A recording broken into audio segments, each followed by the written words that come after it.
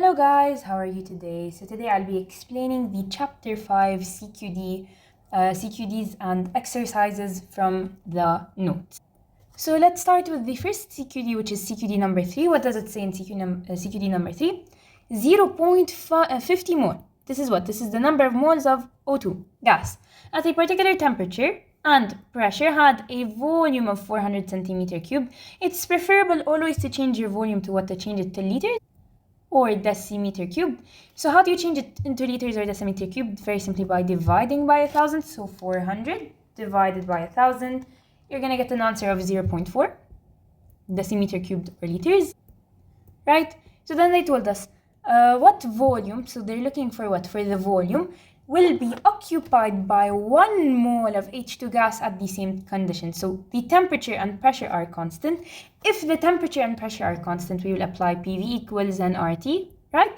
We will cancel the pressure is constant, temperature is constant, R is always constant. You get V is directly proportional to N, right? So move it to the other side. V over N is directly proportional to 1. So you will get V1 over N1 is equal to V2 over N2. Okay, so very simply we are going to substitute. We have volume 1, which is the volume of oxygen, which is what? 0.4 decimeter cubed, over number of moles 1, which is what? The number of moles of oxygen, which is 0.5, is equal to what? Is equal to volume 2, which we need to find, over what? Over number of moles, the number of moles of hydrogen, which in this case is 1 number of moles. So you will do cross multiplication, or basically you'll bring 1 to the other side, and you will see what? You will see that V2 is equal to what? It's equal to 0.4 over 0.5 times 1, which is what? What's 0.4 over 0.5? That is what? It is 0.8 decimeter cubed. Now, as you can see, if we need to change it into the proper number of significant figures, it's gonna be what? It's gonna be 0.80, because the least number of significant figures is what? Is 0. Sorry, my bad, 2. So it's gonna be 0.80 decimeter cubed. Of course, if they need it in centimeter cubed, you will multiply by 1,000. So times 1,000, you will get 800. So 800 decimeter cubed. That is it for CQD number 3. Okay, so now we will move on to the next CQD, which is CQD number 1. What does it say? It says that some oxygen gas at room temperature, okay, and 1 atmosphere, so this is what? This is the pressure 1, let's say, was compressed from 400 centimeter cubed. So this is what? This is volume 1 to what? To 50 centimeter cubed. So 50 what? This is volume 2. They told us, assuming that the temperature remains constant, so T is constant, calculate the new pressure of the gas. So in this case, you could apply PV equals nRT and cancel out everything that's constant, or you could memorize this equation, which is P1V1 equals P2V2. So it's not really a necessity to change into the SI units, but it's preferable to do that, okay? Even though in this case, it's not really a necessity. But in all cases, you're going to get the same answer, whether you change it into SI unit or whether you don't change it, okay? But in the exam, or just like in general, to do it, it's preferable to change it to SI unit. But in this case, to save time, I'm not going to do it in the SI unit. So we have what? Pressure 1. What's pressure 1? Pressure 1 is 1 atmosphere multiplied by what? By volume 1. What's volume 1? It's 400 centimeter cubed. We're only doing this, why? Because both volumes have the same unit. If they have the same unit, then you can proceed. If they have different units, you have to change one of them, okay? So pressure 1 times volume 1 times 400 is equal to pressure 2, which we need to find, times volume 2, which is 50. Move 50 to the other side, you will get what? You will get 400 over 50 is equal to P2. So put it on your calculator. You will get the answer to be 8.0 atmospheres. Of course, you have to make it to what? To the correct significant figures, which is the least, which in this case is 1.0. So that is 2 significant figures. So the final answer, pressure 2, is 8 atmospheres. Okay, we'll move on to CQD number 2. What does it say in CQD number 2? A sample of oxygen at 25 degrees. This is what? This is temperature 1. Okay? And 1 atmosphere, this is pressure 1, had a volume of 400 centimeter cubed. So this is also volume 1. The gas was cooled to minus 25 degrees Celsius. This is temperature 2. Assuming that the pressure remains constant, very important, the pressure remains constant, calculate the new volume of the gas. So they want us to find V2. Of course, you could find it by using the PV equals nRT and by removing everything that is constant, or you could do it in this way, which is volume 1 over temperature 1 is equal to volume 2 over temperature 2. You could memorize or you could understand how to get them, okay? So, in this case, we have volume 1. What's volume 1? Because, again, pay attention, this is centimeter cubed, and usually we're supposed to change it into decimeter cubed, which you can do, definitely for sure, but pay attention, in the exam, which unit do they want? In this case, I'm not gonna change the unit because they didn't ask me to change the unit, right? So I will just proceed with what I have. But however, very important thing is that our temperature is in degrees Celsius and we'll never accept it in degrees Celsius. We will only accept it if it is in Kelvin. So we will need to change it to Kelvin. In order for us to change it to Kelvin, you're gonna add 273. So that's 25 plus 273, that's gonna be 298 Kelvin. And that's minus 25 plus 273, that's gonna be 248 Kelvin, right? So now you're gonna substitute them. Very simply, it's gonna be what? It's gonna be volume 1, which is 400 centimeter cubed, over the temperature 1 in Kelvin, which is 298, is equal to what? Is equal to volume 2. What's volume 2? In this case, volume 2 is, we need to find it. Volume 2 is what we need to find, and then temperature 2, which is in Kelvin, 248 Kelvin. Now, if you move this to the other side, it's going to be what? It's going to be 400 over 298 times 248. Put it on your calculator. 400 over 298 times 248. It will give you an answer of what? Of approximately, rounding it, 333 centimeter cubed. So this is what? This is the final volume, which is volume 2. So the answer for CQD number 2 is what? It is 333 centimeter cubed. So that is it for CQD number 2. Let's move on to CQD number 4. What does it say in CQD number 4? Calculate the volume that will be occupied by 0.5 mole. So we have N, the number of mole, and volume, we need to find V, of oxygen at 27 degrees Celsius, this is the temperature T, and 1 atmosphere pressure, assuming ideal behavior is at this. So they gave us the value of R. Very simply, they want to find the volume. We know that the equation having P, V, R, N, and T is what? PV equals N, R, T. So let's substitute. We have the pressure, which is pressure is 1.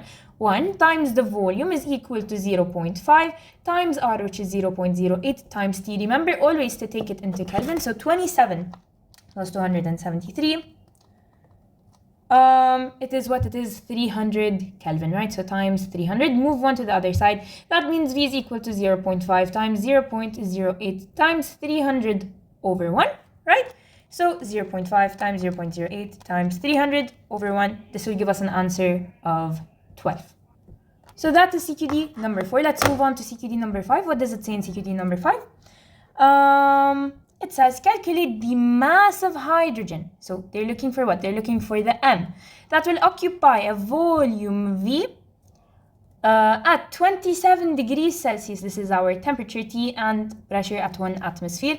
I think we are supposed to use R as 0.08, so use R as 0.08 in this case. So they're looking for what? For the mass of hydrogen, but our equation is what? The equation we know is PV equals nRT. However, we have N, and N is equal to mass over molar mass. So we can find the mass of hydrogen very simply by substituting it instead of the number of moles. So PV equals mass over molar mass times RT, right? So we'll have to move molar mass to the other side. So it will be PV times molar mass is equal to M times R times T. Move R times T to the other side. It's gonna be what? It's gonna be PVM, okay? Divided by R times T is equal to what? Is equal to the mass. So I prefer that you solve it like this first to get the basic equation, and then you will be able to find what? You'll be able to find the mass.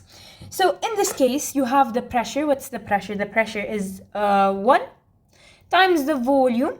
take the volume in always decimeter cubed. So centimeter cubed, you will change it to decimeter cubed or liters by dividing by 1,000. This will become 2.5 decimeter cubed. So 1 times 2.5 times what? The molar mass of hydrogen gas. Remember, hydrogen gas is H2. So it's going to be 2 times the molar mass of hydrogen, which is 1. So 2, basically, 2 times 1, 2, over R, which is 0.08 times T. We have it 27 degrees. We need it in Kelvin, so you will add 273. 27 plus 273 is 300, so times 300. So now it is what? It is 1 times 2.5 times 2 over 0.08 times 300. So it's going to be what? It's going to be the two significant figures, 0.21 grams. This is the mass of hydrogen that will occupy the volume. We move on to CQD number 6. How many moles of CH4? First of all, how many molecules, my bad, of CH4? First of all, take the molar mass of CH4. What is the molar mass of CH4? Actually, I don't think we would need it, my bad. We don't need the molar mass of CH4. So they need the molecules present in a cylinder of 200 centimeter cubed. Change it to decimeter cubed. That is 0.2. Okay, 27 degrees Celsius, that's going to be 300 Kelvin. And then this, in order to change this into atmospheres, you're going to divide it by 760, I believe.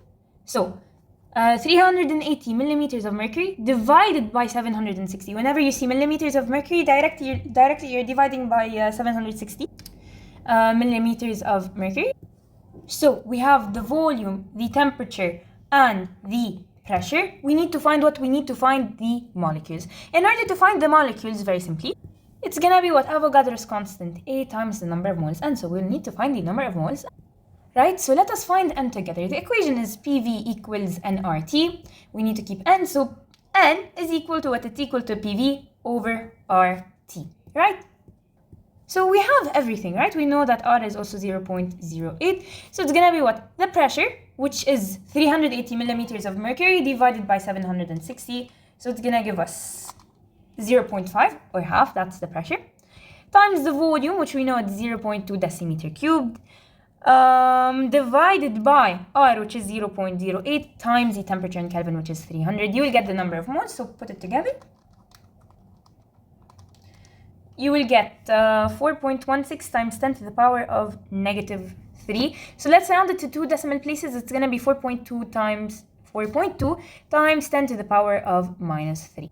So now we have what? We have the number of moles. Now Avogadro's number, you guys are supposed to remember it. If you don't remember it, then you have to remember it. It is what? It is 6.02 times 10 to the power of 23 times what? Times the number of moles, which is 4.2. I know you can't see, my bad. 4.2 times 10 to the power of -3. So 6.02 times 10 to the power of 23 times 4.2 times 10 to the power of -3. That's going to be what? That's going to be two significant figures. 2.5 times 10 to the power of 21. We'll move on to CQD number 7, a fixed mass of gas at 0 degrees. Very important. 0 degrees Celsius is how much in Kelvin? It is 273 degrees Kelvin. There's no such thing as degrees Kelvin. Sorry, my bad. Kelvin. Exerted at the pressure of 0.2 atmospheres. What will the pressure become if the gas is heated to 27 degrees Celsius? So they heated the gas to 27, so that's 273 plus 27, which is 300 Kelvin, at a fixed volume. So what do we have? We have pressure 1, we have temperature 1, we have temperature 2, and we need to find pressure 2. So what is the equation? The equation is very simply pressure 1 over temperature 1 is equal to pressure 2 over temperature 2, right? So it's going to be what? It's going to be 0.2 over 273, my bad, whoops, over 273 is equal to pressure 2 over 300. Now, you will bring this here, so it's going to be 0.2 times 300 over 273. Put it on your calculator. And you will get an answer, which if you round it to 2 decimal places, it's 0.22 atmospheres. So that is the new pressure. We'll move on to CQD number 8. What does it say in CQD number 8? It says the temperature of a fixed mass. If it's a fixed mass, then N is constant. Of a gas of volume 100 centimeter cubed, that's gonna be, you're gonna divide it by 1,000 first of all, because you need it in decimeter cubed. So 100 divided by 1,000, it's gonna be 0.1 decimeter cubed. was dropped from this temperature in degrees Celsius. Again, change it to Kelvin. So 127 plus 273, that's 400. 227, so 27 plus 273, that's 300 Kelvin. The pressure changed from what? The pressure changed from 2 atmospheres to 1.5 atmospheres. So this is pressure 1, that is pressure 2. So we have volume 1, temperature 2, pressure 1, pressure 2. They want to find what? Volume 2.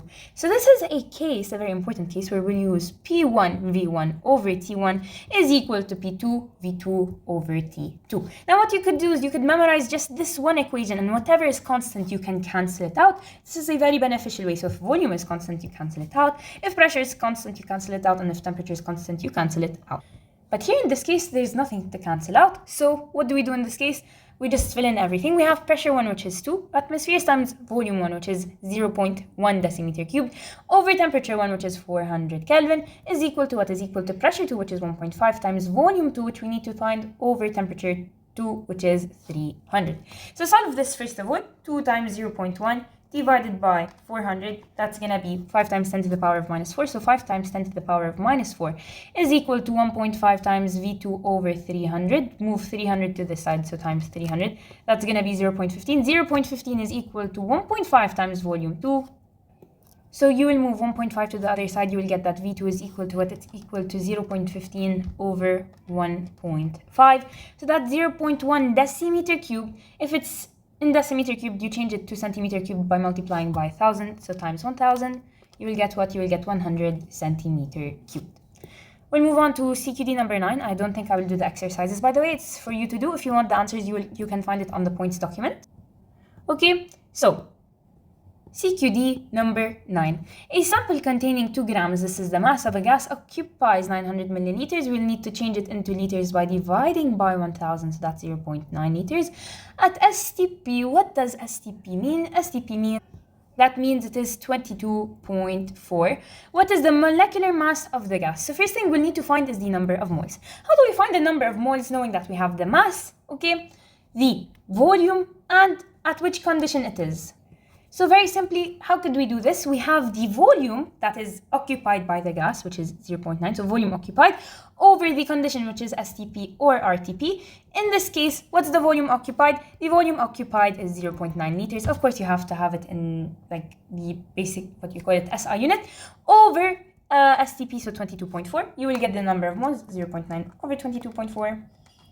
You will get an answer of 0.04.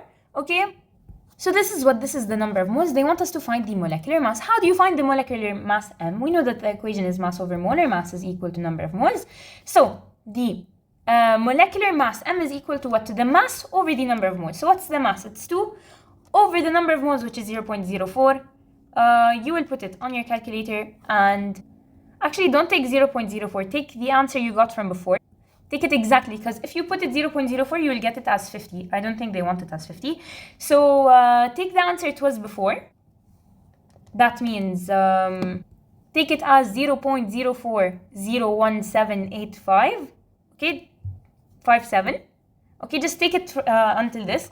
And then do what? You will take the mass, which is 2 grams, over the number of moles, 0.17857. And you will get what? You will get 49.77777. So if you round it, it's what it is, 49.8. So this is the molecular mass or the molar mass. We'll move on to CQD number 10. What does it say in CQD number 10?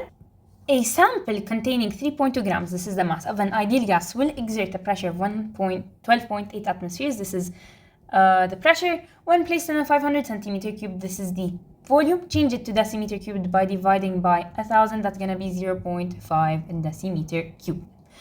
At 127 degrees, this is in degrees Celsius. So to change it to Kelvin, you will add 273. So that's 400 Kelvin. They want us to calculate what? To calculate the molar mass. We know that the equation with pressure, volume, temperature, and mass is what? PV equals nRT. It's not exactly, but however, you can do what? You can replace number of moles by mass over molar mass. So now it is what? It is PV equals mass over molar mass times RT. We need to find what? We need to find the molar mass. So R is always 0.08. Okay, so it's gonna be the pressure, which is 12.8, times the volume, which is 0.5 decimeter cubed, is equal to the mass, which is 3.2 over the molar mass m, times what? Times R, which is always 0.08, times the temperature, which is 400, right?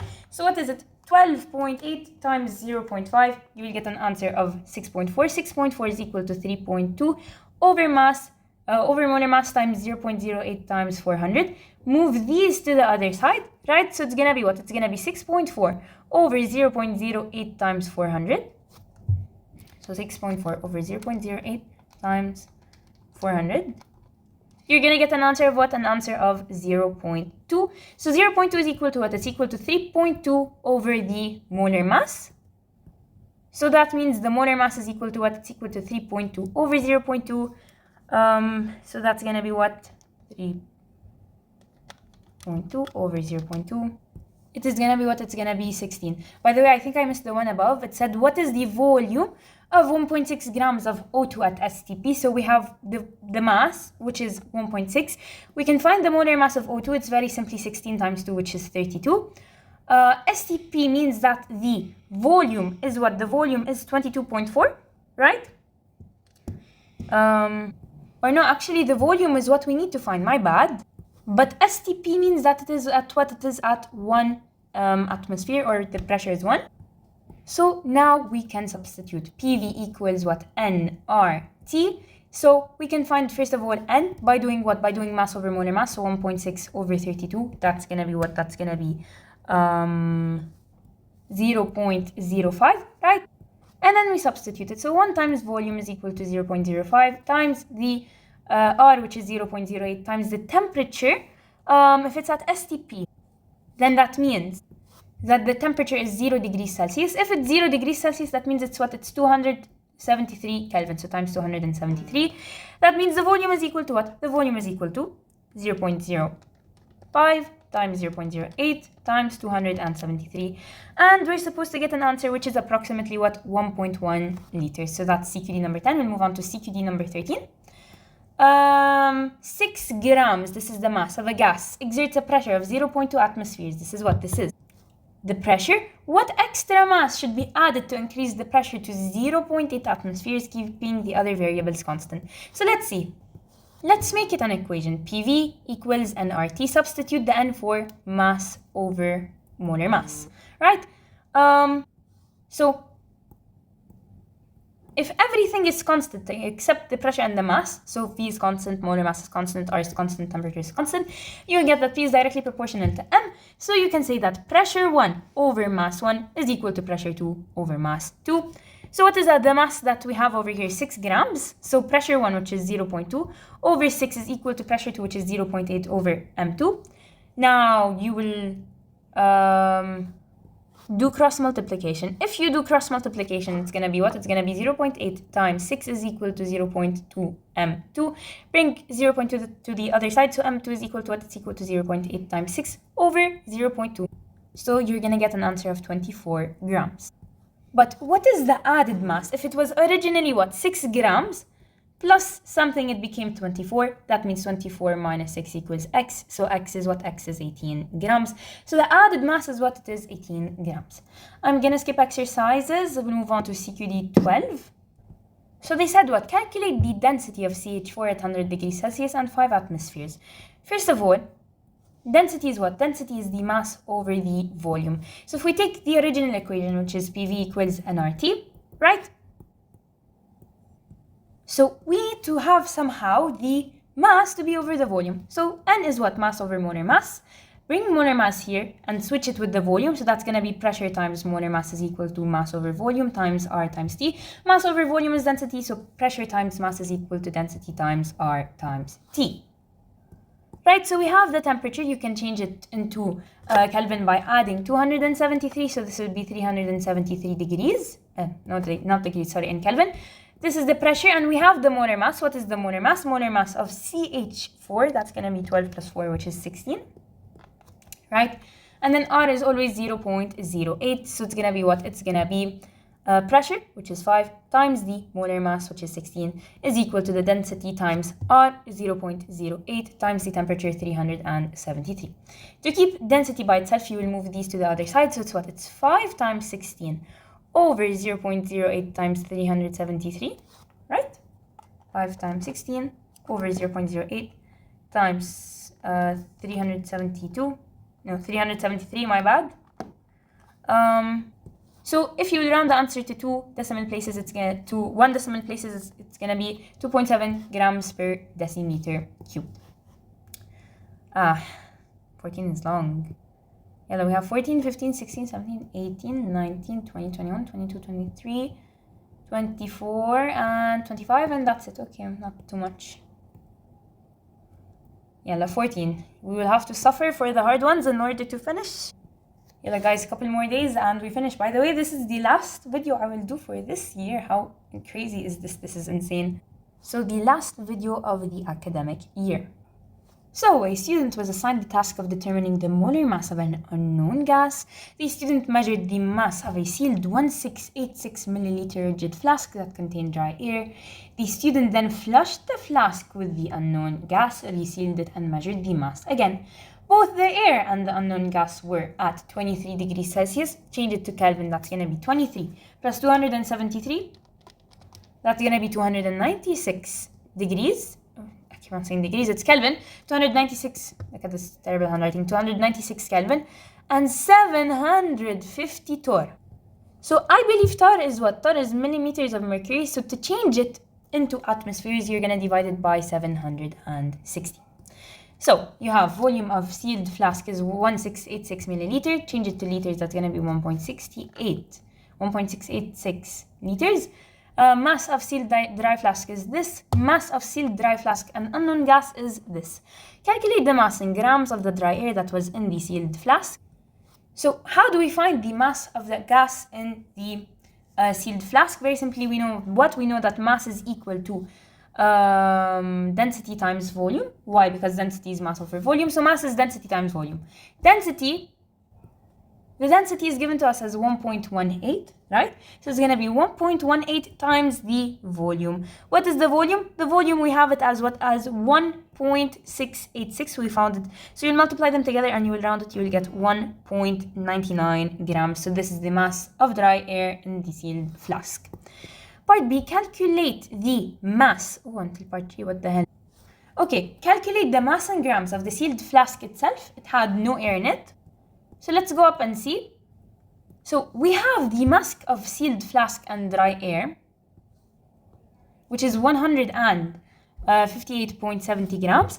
So if we found the mass of dry air to be 1.99 grams, and we know that the mass of the sealed flask and dry air is 158.70 grams, then for sure the mass of the sealed flask is what? Is 158.70 minus 1.99 grams. So you will put it on the calculator and you're supposed to get an answer of 156.71. So that is it for part B. Let's move on to part C. What does it say in part C? It says calculate the mass in grams of the unknown gas that was added to the sealed flask. So now we know the mass of the sealed flask, which is 156.71 grams. We found it in part B. So to find the mass of the gas, of the unknown gas, it's going to be what? It's going to be the total mass, which is 159.45, minus what? Minus the minus the volume of the flask, which is 156.71. You're going to subtract them, right? And you will get an answer of what? You will get an answer of 2.74. So this is the mass of the unknown gas. We'll move on to part D. What does it say in part D? In part D, it says, using the information above, calculate the value of the molar mass of the unknown gas. So what do we have above? We have, first of all, the mass of the unknown gas, which is 2.74. This is mass. We have the temperature. We can find it in Kelvin. It was 296 Kelvin. We have the pressure. We have it in atmospheres by dividing by 760, right? And we have the volume in liters, which is 1.686 liters. So what's the only thing we need left? R, which is always 0.08. We need to find what? The molar mass. So we know the equation is PV equals nRT, right? So N is mass over molar mass, right? So how do we make molar mass the subject? Very simply, you'll move it here. It will be PV times M is equal to MRT. Then keep molar mass alone, move PV, so it's gonna be what? MRT over PV is equal to what? To the molar mass. So the mass, which is 2.74, times R, which is 0.08, times the temperature in Kelvin, which is 296, over what? Over the pressure. What's the pressure? The pressure is, 750 over 760, what is that? It's 0.9868, okay? So 0.9868 times what? Times the volume, which is 1.686, right? So 2.74 times 0.08 times 296 over 0.9868 times 1.686. You will get an answer of what? You will get an answer that is approximately, if you round it, of course, it's gonna be what? It's gonna be 39 grams per mole. So this is what? This is the molar mass, which is 39 grams per mole. After the experiment was completed, the instructor informed the student that the unknown gas was carbon dioxide. Oh, so 44. We got 39. They got 44, okay? Or like the gas was 44. Calculate the percent error in the value of the molar mass calculated in part D. So how do you calculate the percentage error? It's gonna be the mass that you had. So like what we had, which is final, minus the initial. Like let's do ours minus the original. So we'll call ours X, minus the original, which is Y, over the original. So ours, which was 39, minus the original, which is 44, over the original, which is 44 times 100. Right? So 39 minus 44 over 44 times 100. That's going to be an answer of what? It's going to be a negative answer, but take it in absolute value. So minus 11.4%, which is what? Which is 11.4%. So that is it for part D. Let's move on to part E. Calculate the we finished part E. Let's move on to part F. For each of the following two possible occurrences, indicate whether it by itself could have been responsible for the error in the student's experimental result. You need not include any calculations with your answer. For the possible occurrences, just justify. So for occurrence 1, the flask was completely flushed with CO2 containing some sulfur dioxide impurity. This occurrence definitely is not responsible. Is not responsible. Why? Well, definitely because CO2 is lighter than sulfur dioxide. Sulfur dioxide is way heavier, right? And because it's way heavier, it's gonna be more dense, right? Because it is more dense, right? You will have the carbon dioxide being up and the sulfur dioxide being down, so there will be a separation. So definitely it's not a reason. And occurrence 2, the temperature of the air was 23 degrees Celsius, but the temperature of CO2 was higher than the reported 23 degrees Celsius. Now for sure, this could have been responsible because the temperature is what? Temperature is part of the equation, PV equals nRT. So temperature is part of the equation. It will affect the mass over molar mass, so it could affect what we get as the molar mass. Now finally, part 6, describe the steps of a laboratory method that the student could use to verify that the volume of the rigid flask is this at 23 degrees Celsius. You need not include any calculations. So what you would need to do is find the mass of, the first step is to what? Find the mass of, the mass of the empty flask. So that's the first thing we're gonna do. The second thing we're gonna do is we're gonna fill the flask with a liquid of known density. Right, so we will fill the flask with a liquid of known density. At which temperature? At 23 degrees Celsius, right? And we need to make sure to what? We also need to make sure to measure the flask. So measure the flask. That's step number 2. Step number 3 is what? Step number 3 is to subtract to find the mass of the liquid. So subtract. What am I writing? My goodness. Subtract to find mass of liquid, right? So you will subtract to find the mass of the liquid, and then using the known density and mass, this is part 4, using known density and mass, you can find volume. So first thing you're gonna do is you're gonna find the mass of the empty flask. Okay, you're gonna fill the flask with a liquid of known density at 23 degrees Celsius.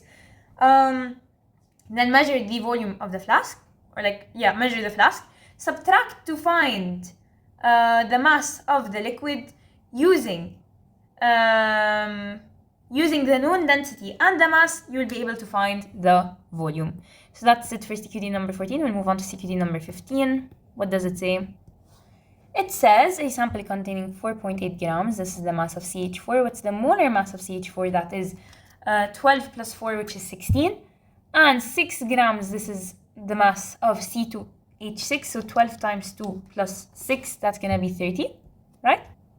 Right. Kept in one container. The total pressure of the container was how much? It was 1.2 atmospheres. They want us to calculate the mole fraction and partial pressure of each gas. So how do we find the mole fraction? Very simply, it is what is the number of moles of component 1 over the total number of moles. So how do you find the total number of moles? Very simply, it's mass over molar mass. So it's going to be 4.8 over 16 plus 6 over 30. What will you get?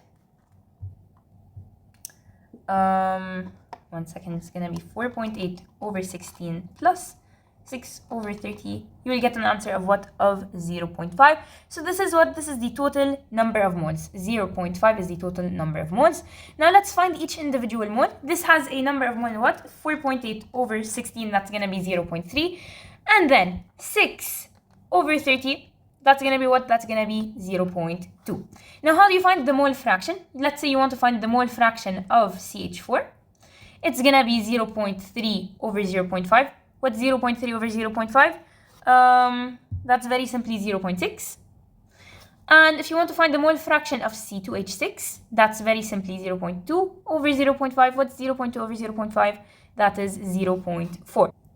Okay, you could do it this way, or very simply you could find the molar fraction or the mole fraction of this one, and then you will do 1 minus answer. When you do 1 minus answer, you will get the mole fraction of the other one, because you add them all, they're supposed to be equal to 1. Right? Now that you have the mole fraction, what are we going to do? We're going to take the total pressure of the container, which is 1.2 atmospheres, right? We will then find the pressure of CH4 by doing what? By multiplying its mole fraction by the total pressure. So 0.6 times 1.2, that's going to be 0.72. And then for pressure of C2H6, there's two ways of doing it. First way is doing 1.2 minus 0.2. If you do 1.2 minus 0.2, 1.2 minus 0.72, you'll get an answer of 0.48. Or you could do 0.4 times 1.2 and you will get 0.48. That's how you solve number 15. We'll move on to CQD number 16. What does it say? A cylinder contains O2, the molar mass is 32, H2, it's 2, and the respective partial pressure is 25 millimeters of mercury, 15 millimeters of mercury. What is the mole fraction of H2 in the mixture? Okay, here they're trying to trick us by giving us what we have. But what we should do in this case is to find the mole fraction. What is the mole fraction? The mole fraction is the number of moles of a component over the total number of moles. But it could also be what? It could be pressure of a component over the total pressure. So let's do it together. First of all, what is the total pressure? You have to add them both. So 25 plus 15, that's going to be 40. Okay. Now they want us to find what? They want us to find the mole fraction of H2. So it's going to be the pressure of H2, which is 15, because H2 is second. This is second. That means it's 15. Over what? Over the total pressure, which is what? Which is 40. So you will get the mole fraction 15 over 40. That's going to be what? That's going to be 0.375 or 0.38. We will move on to question number 17. What does it say in question number 17? A rigid 8.2 liter, this is volume flask, contains a mixture of 2.5 moles, this is the number of moles, N, of H2. This is what? The molar mass, M. How do you find it? It's 2, very simply. This is the number of moles, N, of Cl2. What's the molar mass? It's 71. And sufficient AR, so the partial pressure of AR in the flask is 2 atmospheres. The temperature is 127 degrees Celsius. They want us to calculate what? The total pressure in the flask. Okay, so how do we find the total pressure in the flask? That's a very, very good question. In order to do that, we would need to find the pressure of H2, add it to the pressure of Cl2, and add it to the pressure of Ar. We know that the pressure of Ar is 2 atmospheres, plus the pressure of Cl2. How do you find it? Very simply, it's PV equals nRT, right? So that means it's P equals nRT over V. So N, number of moles of Cl2 is 0.5, times R, which is 0.08, times the temperature, which we know 127 degrees Celsius into Kelvin, that's 400 Kelvin. So times 400 over the total volume of the flask, which is 8.2 liters. So that's going to be what? That's going to be 2 atmosphere. Now, for the H2, so pressure of H2, it's the number of moles of H2, which is 2.5, times R, what is R? That is 8.2, times the total temperature, which is 400 Kelvin, over what? Over the volume, which is 8.2, right? So you'll put it on the calculator, you will get an answer of 10. So I wrote 10 here by accident. This is supposed to be 2 atmospheres, and this is going to be 10 atmospheres. So the total pressure is going to be 10 plus 2 plus 2, which in total is going to be what? It's going to be 14 atmospheres. They told us in part B, the mixture in the flask is ignited by a spark, and the reaction represented below occurs until one of the reactants is entirely consumed. Give the mole fraction of all species in the flask at the end of the reaction. So very simply, let's write the number of moles of each and every, like one of the gases over here. Number of moles of H2, 2.5. Number of moles of Cl2. Cl2. That's going to be 0.5. And then number of moles of Ar. How do we find the number of moles of Ar? If we have the pressure and the temperature and the volume, very simply we'll apply PV equals nRT. PV equals nRT. N equals what? Equals PV over RT. So what's PV? Pressure is 2 times the volume, 8.2. Over R, what is R? R is 0.08 always, times what? Times the T temperature, of course, in Kelvin, so that's going to be 400 Kelvin, so times 400. So put it on your calculator, 2 times 8.2 over 0.08 times 400, it will give you approximately, if you round it, 0.5 moles. So the number of moles of argon is 0.5, right? So now let us look here and let us see which one is the limiting reagent. The only thing that's reacting is 2.5 H2 and 0.5 Cl2. So how do you know which one is the limiting reagent? By taking their ratios. First of all, you take the ratio of H2. What's the ratio of H2? It is its number of moles, which is 2.5, over its coefficient. What's the coefficient here? 1, so 2.5. For Cl2, ratio of Cl2, it's going to be the number of moles, 0.5, over its coefficient, which is 1. So it's going to be what? 0.5. Which is smaller? Definitely the Cl2. That means Cl2 is the limiting. So at the end of the reaction, all of the Cl2 will be gone. If all of the Cl2 is gone, okay, and it will react with what? It will react 0.5 moles of Cl2. That means also 0.5 moles of H2. So the whole reaction will be changed based on this. So if 1 mole of Cl2 gave us 0.5, then 1 mole of H2 is going to give us 0.5. And originally we had how many moles? We had 2.5 moles. So it's going to be what? It's going to be 2.5 minus 0.5, which is 2 moles left. And argon didn't react, so it will stay the same number of moles. But now we need what? We need the mole fraction, right? So we have that 2 moles of H2 remain. This is 0 moles. But if 1 Cl2 gave us 0.5, okay, then 2 will give us what? It will give us 1. Of course, you can do cross multiplication, but I did that. 1 Cl2, you divided it by 2, so 2 you will divide it by 2 to get 1, right? So this will be what? This will be 1 mole. And we also have the argon, Ar, it is 0.5 moles. Add them all together to get an answer of 3.5 moles, right? So now let us find the mole fraction of each one of them. So first let's start with the mole fraction of H2. It's the number of moles of H2, which is 2, over the total number of moles, which is 3.5. It will give us an answer of 0.571. If we find the ratio of HCl, okay, it's gonna be 1 mole over 3.5, so 1 mole of HCl over the total. It's gonna give us an answer of 0.286. And then finally the argon is going to be 0.5 over 3.5, and it will give us an answer of 0.143. And for chlorine, well, it's going to be 0 over 3.5 because it's all used up, which is basically 0. That is it for CQD number 17. We'll move on to CQD number 18. What does it say? It says a 20 milliliter, change it into liters, so that's going to be 20 times 10 to the power of minus 3 liters. Sample of neon was collected over water at 27 degrees Celsius. Change it into Kelvin, that's going to be plus 273, so that's 300 Kelvin. The pressure in the tube was 1.32 atmospheres, so this is the pressure. Assume that the vapor pressure of water at 27 degrees Celsius, which is 300 Kelvin, is this in what? In millimeters of mercury. So whenever you see millimeters of mercury, what you're gonna do is you're gonna divide it by 760. They told us to calculate the number of moles of neon gas. So what do we have? We have the volume of neon gas, we have the temperature of neon gas, we have the pressure of neon gas, and we have what? We have the pressure of water, right? So what we can do is we can take the pressure of the neon gas and subtract it from the pressure of water to get the actual, the pressure of the tube, subtracted from the pressure of water to get the pressure of neon gas. So 1.32 minus 25 over 760. 1.32 minus 25 over 760. You will get an answer of what? Of 1.29. So 1.29 atmospheres. Now we have everything. We need to find what? The number of moles. So PV equals nRT. So PV over RT equals N. So the pressure, which is 1.29, times the volume, which is 20 times 10 to the power of minus 3, over R, which is 0.08, times the temperature, which is 300. Okay, put it on the calculator. So 1.29 times 20 times 10 to the power of minus 3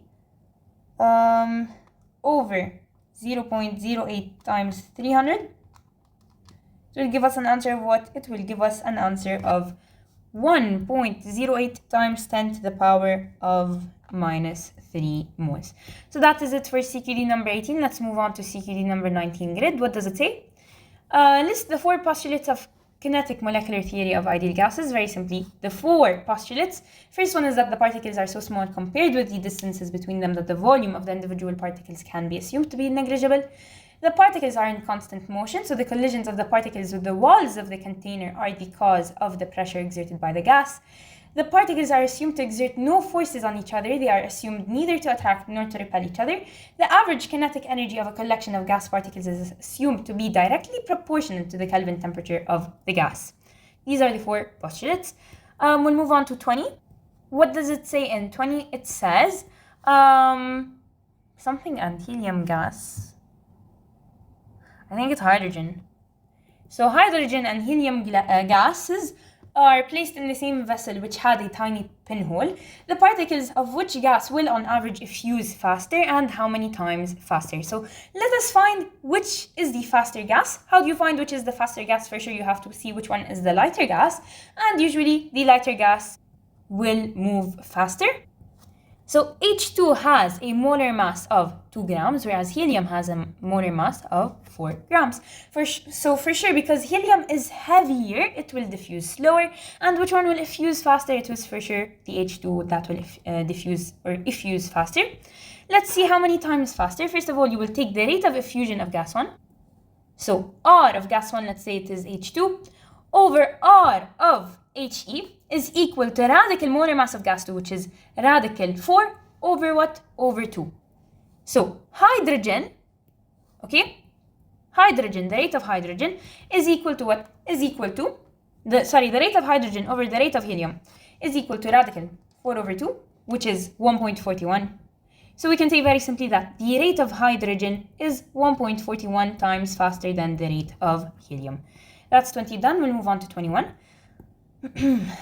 The molecules of a certain gas X of formula NXH2X move 4 times as slow as the molecules of hydrogen gas at the same condition. What does this mean? This means that a certain gas X of this formula, so let's say NXH2X move 4 times as slow. So 4 times the rate of NXH2X is equal to what? Is equal to the rate of H2 gas. Now calculate the molar mass of X. Very simply, we have it placed like this. We know the equation is what? Is the rate of H2 or the like lighter gas, the rate of the lighter gas over the rate of the heavier gas, which is NXH2X, is equal to what? Is equal to radical molar mass of the heavier, so in this case, radical molar mass of an NXH2X over what? Over the molar mass of hydrogen gas, which in this case is 2. So what I would like to do is I would like to erase this because we know the answer of this is what the answer of this. So we know that the rate of hydrogen to NXH2X is what it is, 4. Okay, so what we can do now is we can separate the radical. So it's 4 is equal to radical NXH2X over what? Over 2. So radical 2. So you'll move this to the other side. So it's going to be 4 times radical 2. You will get the answer, which is 5. So it's going to be 4 radical 2 is equal to what? Is equal to radical MNXH2X, right? And now to get rid of the radical, what we will need to do is we will need to square both sides. So square both sides, okay? That means you will also square 4 radical 2 to get an answer of what? To get an answer of 32. So very simply, the molar mass of the unknown gas is 32. Use your answer in part A to calculate the value of X. So very simply, what we can do in this case is we can take the molar mass, which is 32, and we can take the molar mass of the empirical formula. It is NXH2X. Let's say you remove the X, it would be NH2.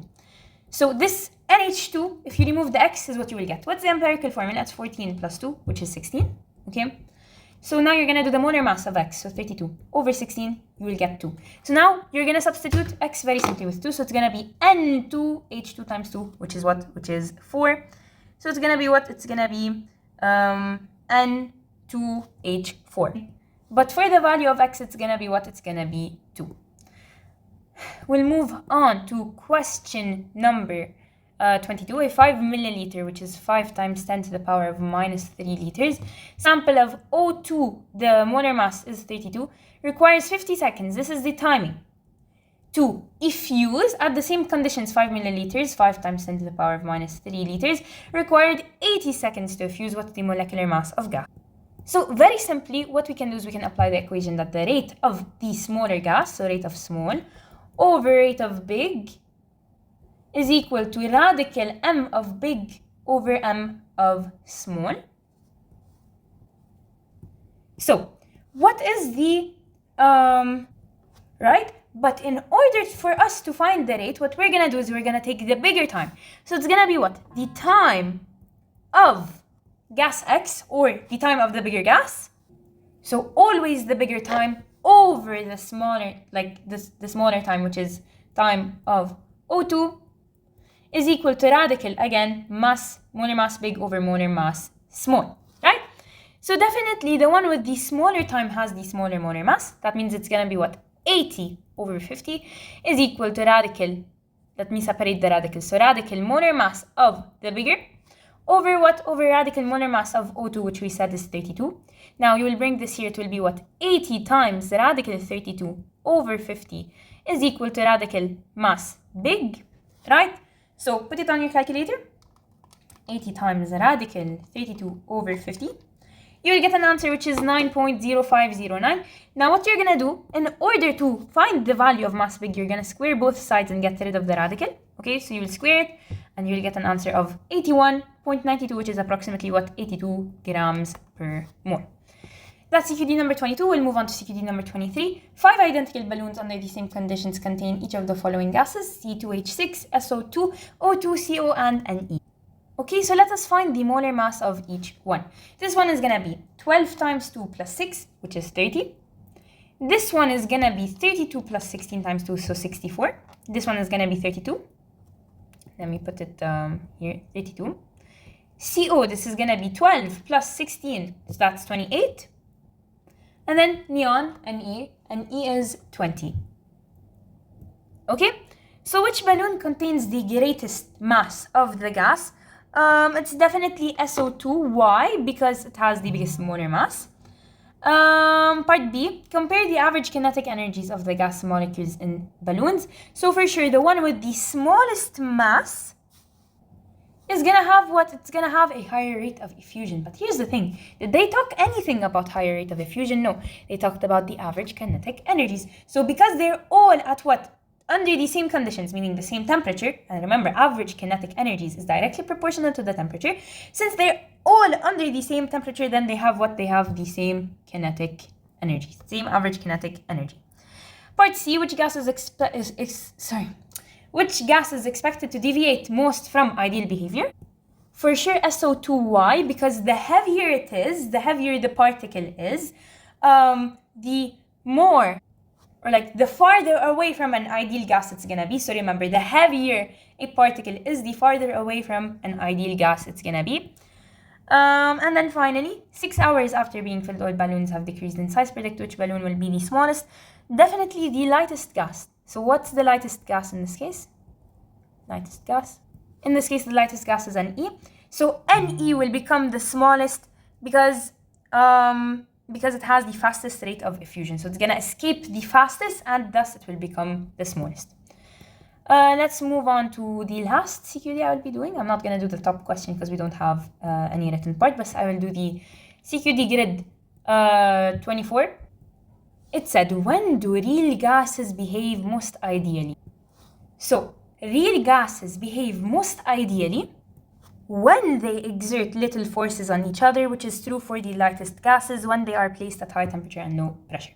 So ideal gases, okay, they will exert very little force on each other. When does this apply? It is when they are the lightest gases. So when they are light gases, then they will be almost ideal, okay? And another condition is that when they are placed at high temperatures and low pressures. By the way, I think I'm gonna do CQD 25 because it's applying this concept over here, which we did not take. Is it applying even? I think I will do it, okay? Because look, it's the last question I do for this YouTube channel for grade 10, of course, for the academic year. I will see about next year. Maybe I'll see you guys, maybe not, who knows? Let's hope we do. But anyways, let us do CQD number 25. So butanol and steam react as follows. The boiling point of butanol is this, okay, when 7.65 moles of butanol, C4H9OH, are added into 20-liter rigid container and heated to 250 degrees Celsius in Kelvin. It's going to be 250 plus 273, which is 523. Some of the butanol undergoes the above reaction, right?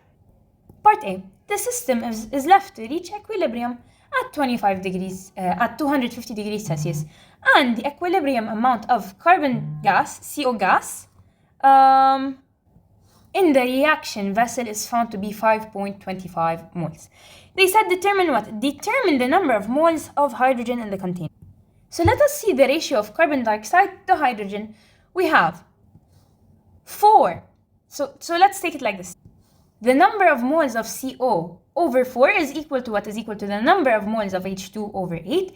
You can simplify these. This will be what? This will be 1 and this will be 2. So you can now do cross multiplication and you will get that 2 moles of CO. So 2 moles of CO is equal to what? Is equal to the number of moles of H2. Right, so the number of moles of H2 in this case is going to be 2 times 5.25, which is what? Which is 10.5 moles. Part 2, find the mass of butanol remaining in the container. What we're going to do in this case is the ratio of carbon monoxide to the butanol. So what does this mean? This means the number of moles of C4H9OH over 1 is equal to the number of moles of CO over 4. Now we do cross multiplication. So, or actually there's no need for the cross multiplication, but it's better to do. So do cross multiplication, you will get 4N C4H9OH is equal to NCO. If we have the number of CO to be 5.25, then the number of C4H9OH, it's gonna be what? NC4H9OH is equal to what? Is equal to 5.25 over 4, which is what? Which is 1.31 moles. So you take the number of moles initially of butanol, which is 7.65, subtract it from 1.31, you will get an answer of what? You will get an answer of 6.34 moles. So now you will multiply this number of moles times the molar mass of C4H9OH. I believe the molar mass of this one of C4H9OH, it is what? It is 74.12. Okay? So you'll multiply them together. So 6.34 times 74.12. It's supposed to give us an answer of what? It's supposed to give us an answer of almost, if you round it, 470 grams. So what is the mass remaining? It is 470 grams. Part 3, what is the mole fraction of H2 gas in the container, knowing that the initial moles of H2O gas is 6.5. So let us see what is the number, or what is the water left. So we know from previous reaction that the number of moles of butanol left was what? 1.31. So if 1 mole of butanol give us 1.31 moles, then 3 moles of H2O is going to give us what? It's going to give us 3 times 1.31, which is what? Which is 3.93 moles. So what was used up was 3.93 moles. So what remains is 6.50 minus 3.93. What's 6.50 minus 3.93? That's going to be 2.57 moles, right? So how do you find the mole fraction of H2? If you remember, we found it up to be 10.5. So it's going to be what? It's going to be 10.5 over the total number of moles left behind. So what was left behind? We had for this one here, what was the moles left behind? We had 6.34 moles left behind. Here we have 2.57, and for this we have 5.25. So it's gonna be what? It's gonna be 6.34 plus 2.57 plus 10.5 plus 5.25. Okay, all of this, right? So it's gonna be what? It's gonna be 10.5 over 6.34 plus 2.57 plus 10.5 plus 5.25, which is what? Which is gonna be 0.426. Let's move on to part IV. What does it say? It says determine the total pressure atmosphere at 250 degrees Celsius. So how do you find the total pressure? First of all, you have to find the total number of moles. What's the total number of moles? You have to calculate everything left behind. So this is what? This is 6.34 was left behind. 2.57 was left behind. For the products, we have 5.25 was formed, and 10.5 was formed, right? So the total pressure, first of all, we need the total number of moles. If you add them all together, it's going to give you what? 6.34 plus 2.57 plus 5.25. What did I write? 6.25. Okay, so plus 5.25 plus 10.5. That's going to give us an answer of 24.66, right? Now we can apply PV equals nRT. Okay, so we need the total pressure. You will move V to the other side.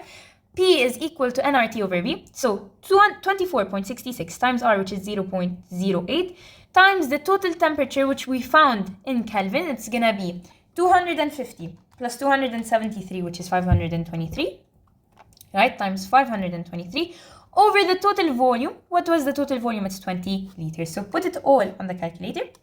24.66 times 0.08 times 523 over what? Over 20. It's going to give us an answer of 51.6 atmospheres. The answer key is wrong, by the way, because they used 5.26 moles. This is incorrect. It's 5.25 moles. So now part B. The four gases are present in the container at 250 degrees are this, and this. Compare the average kinetic energies of all gaseous molecules. Of course, if they're all at the same temperature, then they're all gonna have what? They're all gonna have the same average kinetic energy. Which of the above gases has the least average molecular speed? For it to have the least average molecular speed, it should be what? It should be the one with the greatest mass. So let's find the one with the greater mass. So this has a molar mass of 12 times 4 plus 9 plus 16 plus 1. That's going to be 74. H2O, it's 2 plus 16, which is 18. CO2 is 12 plus 16, which is 28. And H2 is 2. So definitely the heaviest one is C4H9OH, which is butanol. So it definitely has the least average molecular energy. Now part C. When rigid container is cooled to 110 degrees Celsius, it is observed that small amounts of CO gas and H2 gas are dissolved in the liquid C4H9OH. Explain which of the two is more soluble in butanol at 110 degrees Celsius. Okay, so I don't think we have part C because we didn't take something like this before, and it's not in the notes. 3 identical flasks are filled separately with 1 mole of hydrogen, krypton, nitrogen dioxide gases. All flasks are kept in the same room at 0 degrees Celsius. The pressure in each flask was found using the ideal gas equation and then measured using a pressure gauge. Okay, after studying the data, the following was noted. pH2 calculated using the ideal gas is almost identical to the one found practically. pKr calculated using the ideal gas law is less. PNO2 calculated is greater, and explain these observations. So very simply, let us find the molar mass of each one. This is 2 for krypton. Kryptonite, Superman, okay. It is 83.7, so 84. And for NO2, it is 14 plus 16 times 2, which is what? Which is 46. So, H2 is what? The lightest gas. And usually the lightest gas is most identical to the ideal gas pressure. Okay, it's most identical to the ideal gas. Krypton is what? It's a single atom, right? It's a single atom that has a mass of 84. That's very, very heavy for an atom. So very simply, we can say because it is heavy, because it's extremely heavy, okay, it's a large atom, then what? The combined volume of the krypton atoms, the krypton volume, okay, so the krypton atoms is too large to be assumed negligible, so you cannot assume that their volume is negligible. It has a volume, it's taking up a volume, so definitely for sure the pressure is gonna be less. Why? Because the volume is increasing. So that is why there's a less pressure, because it's a big particle, it will take up more volume. And then finally, for NO2, calculate, okay, NO2. So because it is a covalent bond and it's relatively what? It's relatively, like the molecules, the bonds are relatively strong, then you can say that what? Its pressure is gonna be usually greater than the one found practically. Why is that? Because ideal gases don't exert a force on each other, whereas these will exert a force on each other because it's NO2. They will exert a force on each other. So it will increase what? It will definitely increase the pressure. So that is it for CQD number 25 top. The very last question I explained in grade 10. Thank you guys for watching. I hope you enjoyed, and this is me signing out from basically the YouTube explanations for the academic year. So thank you guys for watching. I really enjoyed every single moment, every single second, and I also hope you guys enjoyed, and I wish the best for you.